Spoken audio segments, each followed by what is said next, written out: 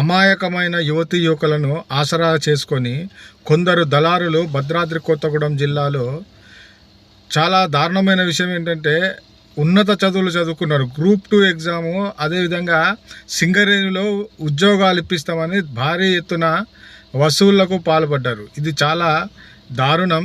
ఇది పూర్తిగా ఇంటెలిజెన్స్ అధికారులు కానీ వీళ్ళందరూ ఏం చేస్తారో అర్థం కావట్లేదు. ఉన్నత చదువులు చదువుకున్న పిల్లలు కూడా ఏదో ఉద్యోగం వస్తుందని చిన్న చిన్న ఆశలు చూపించి వాళ్ళని భారీ ఎత్తున, లేదంటే ఇప్పటి వరకు తెలిసిన విషయం అయితే 4 కోట్ల రూపాయలు వివిధ వ్యక్తుల వద్ద నుండి వసూలు చేశారని. కానీ ఈ సంఖ్య పెరిగే అవకాశం ఉందని తెలుస్తూ ఉంది.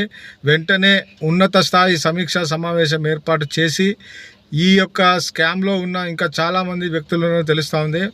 ఎవరిని ఉపేక్షించకుండా అందరినీ, ఈ యొక్క యువతీ యువకులను మోసం చేసిన ప్రతి ఒక్కరిని కటకటాల పైపు తెల్లాలి. ముఖ్యంగా విద్యార్థులు, అదేవిధంగా యువతీ యువకుల తల్లిదండ్రులు ఇటువంటి కళ్ళబొల్లి మాటలు చెప్పొద్దండి. ఇటువంటి వారిని నమ్మొద్దు. మీరు గట్టిగా చదువుకుంటే తప్పకుండా మీకు ఉద్యోగం వస్తుంది.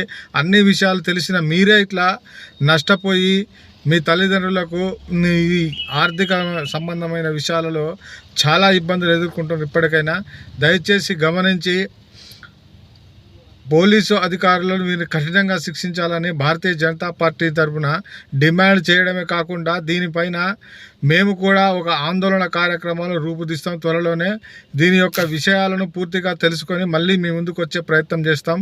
జై హింద్, జై భారత్.